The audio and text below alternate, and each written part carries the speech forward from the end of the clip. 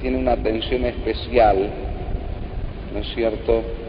Y siempre no se escucha en algún lado, lo cual puede ser objetivo o subjetivo. Puede ser subjetivo porque alguien es sordo y puede ser objetivo porque no se escucha.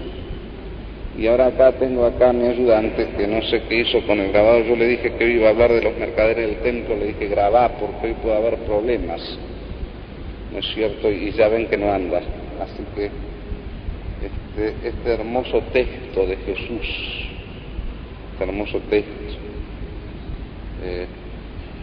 se puede leer otro, el de la Samaritana, pero yo quise leer este, del ciclo B, ¿no es cierto? Cuando Jesús encuentra su templo, porque era de él el templo, lo encuentra lleno de mercaderes. Él dice cuáles son los mercaderes. Fíjense, eran vendedores de palomas, los cambistas, es decir, las casas de cambio, esto es las mesas de dinero. Derribó sus mesas, los vendedores de bueyes. Ahora yo me pregunto, Señor, ¿no dijiste bienaventurados los mansos? Y te alzaste con un látigo, y a latigazo limpio, a latigazo limpio. Entonces, ¿qué quiere decir la palabra manso? Porque es la pregunta que uno se hace. ¿Cómo Él, el Señor Jesús, nuestro Señor, nuestro Rey, que de golpe, Él habiendo dicho el sermón de las bienaventuranzas, en donde dice bienaventurados los mansos, porque poseerán el reino, sin embargo, es capaz de hacer una maroma de sogas, así se dice, maroma, y empezó a repartir latigazos, que no quedó ni buey ni paloma, ni casa de cambio. Esto lo digo por la inflación, no quedó nada. Entonces los judíos le preguntaron, Señor, ¿qué signo nos das para hacer esto? ¿Con qué autoridad lo haces? Lógico, ¿ven? Está la contradicción. ¿Cuándo uno debe dejar de ser manso? Esa es la pregunta, porque fíjense que él dijo que bienaventurados los mansos, sin embargo, no quedó títere con cabeza,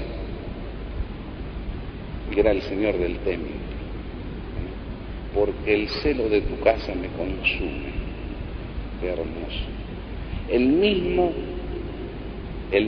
que dijo, yo he venido a hacer la voluntad de mi Padre, no la mía. Pero era verdadero hombre. En Cristo hay dos voluntades.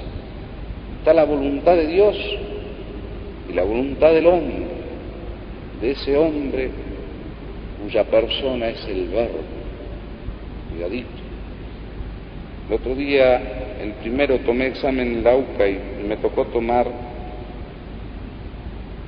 justamente Cristología. Y yo le preguntaba a los chicos, ¿qué le faltaba a Jesús como hombre?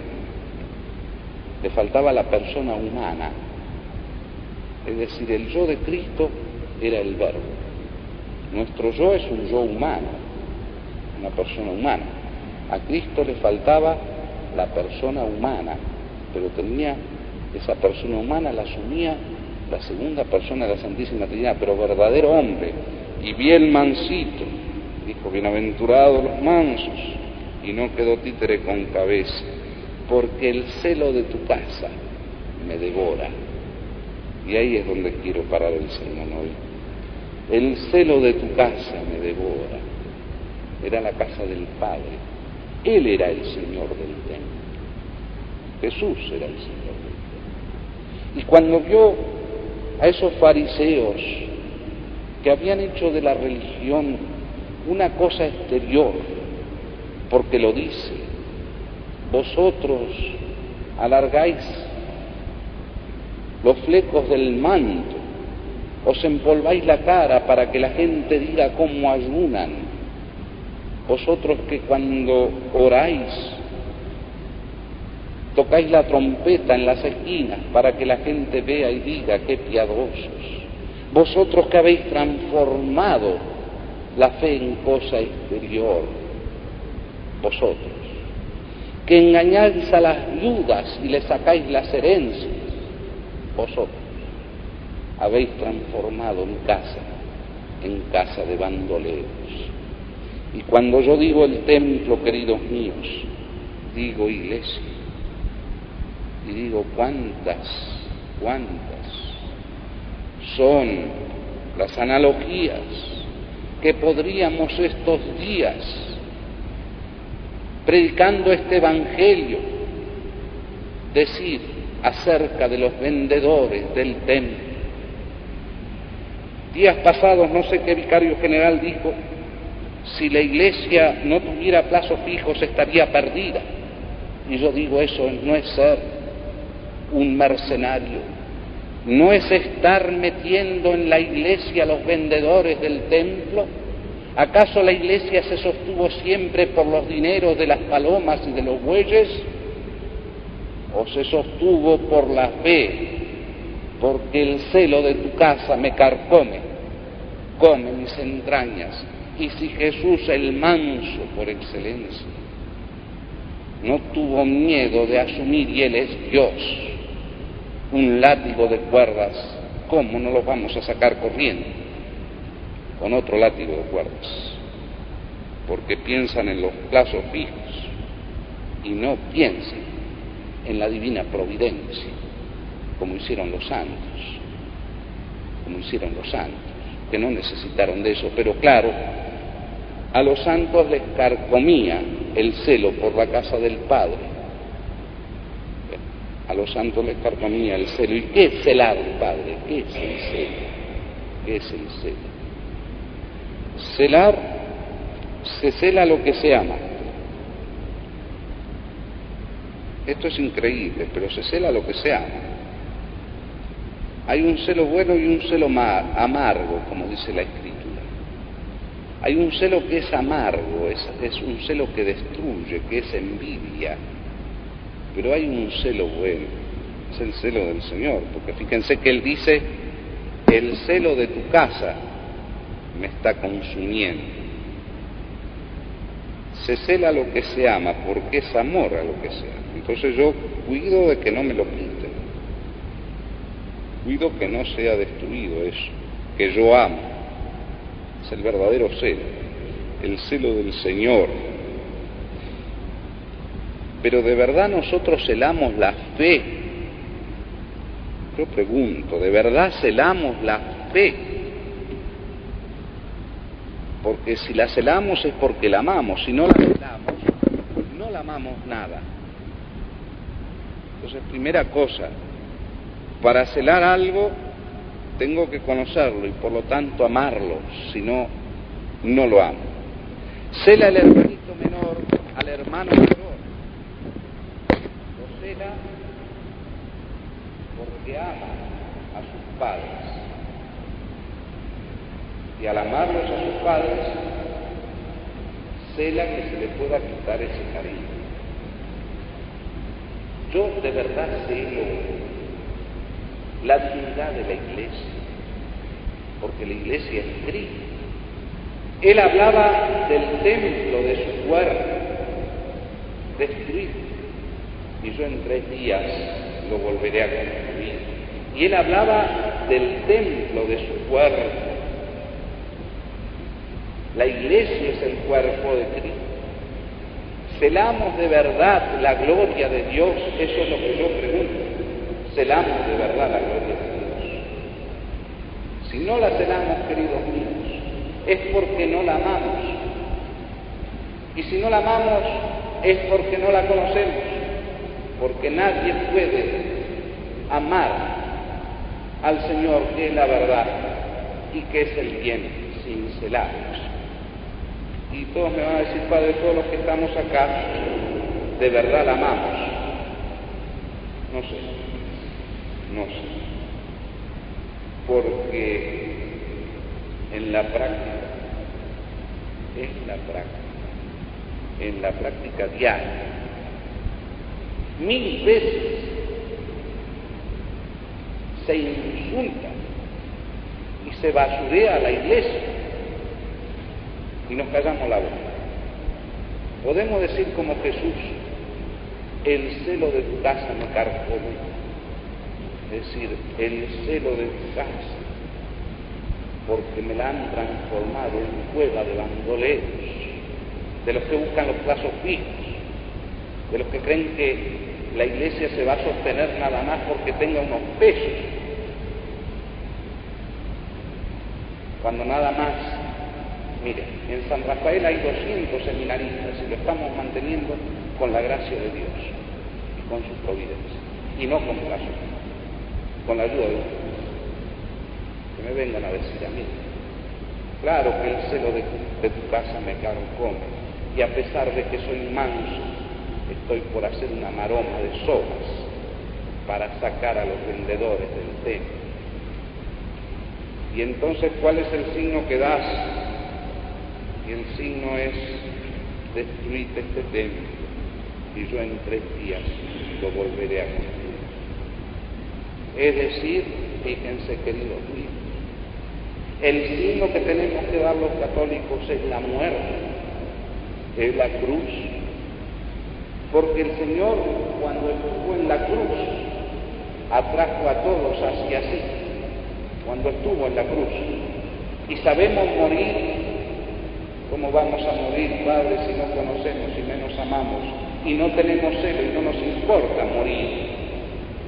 Pues ese fue el signo que dio Jesucristo: morir a uno, morir al mundo, morir a sus veleidades, morir a todo lo que pueda ser algo que se oponga a esa cruz. Por eso digo: ¿qué signo das? Destruir este templo y en 3 días lo voy a volver a construir. Y él hablaba del templo de su cuerpo. Que la muerte, es decir, que la abnegación hasta morir, sea el signo del cristiano. Ese es el signo del cristiano. ¿Cómo queremos dar testimonio nosotros? Cuando yo sea elevado en lo alto, todo lo atraeré hacia mí. Entonces nos molesta si hablan mal, nos molestan tantas cosas, y nos persiguen porque creemos que somos cristianos y que por eso todo nos tiene bien. No. La cruz: si el celo de tu casa te carcome, aprende a morir, aprende a morir. Por eso se hacen las obras de Dios. Por eso los santos hicieron las obras de Dios, porque supieron morir, porque el celo de tu casa me carcome. ¿Y qué signo das? Destruiste este templo y yo en 3 días lo voy a hacer. El morir cristiano. El que quiera ser mi discípulo, que tome su cruz y me siga. Así dijo Jesús. Y nosotros queremos las dos cosas. Queremos vivir para el mundo y servir a Jesucristo, y eso no se puede. Queremos vivir para la carne y para Jesucristo, y eso no se puede. No existe. No es testimonio cristiano así. Testimonio que se debe a su bautismo, que por ser cristiano nosotros mismos. Y no se puede, pero nosotros tratamos de hacer las dos cosas a la vez, queridos míos, y somos, ¿saben qué? Los mercaderes del templo.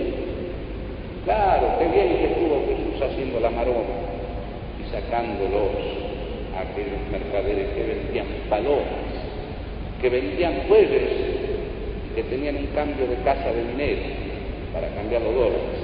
Qué bien, ahí está la confianza, en eso. Y no está la confianza en Dios providente. Y no está la confianza en Dios providente porque no sabemos morir, porque el Dios providente conoce a su Hijo que murió en la cruz. Y por él que murió en la cruz nos conoce a nosotros. El celo de tu casa me carcome, pero se dan cuenta cuánto significa decir el celo de tu casa me carcome. Significa saber morir en cada momento. A nosotros, a nuestro orgullo. Decir: Señor, hágase tu voluntad. No solo a nuestro pueblo, a nuestro deseo, a morir para que Él viva. Y es la carta de San Pablo que se leyó hoy. Fíjense que por acá está la carta que leyó acá el lector.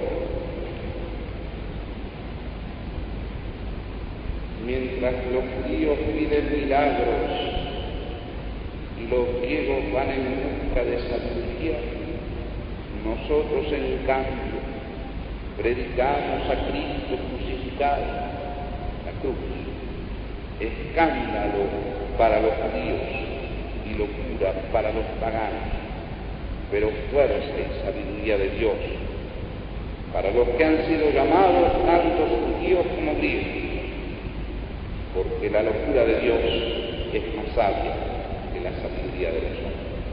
¿Qué signo muestras de tu entendimiento?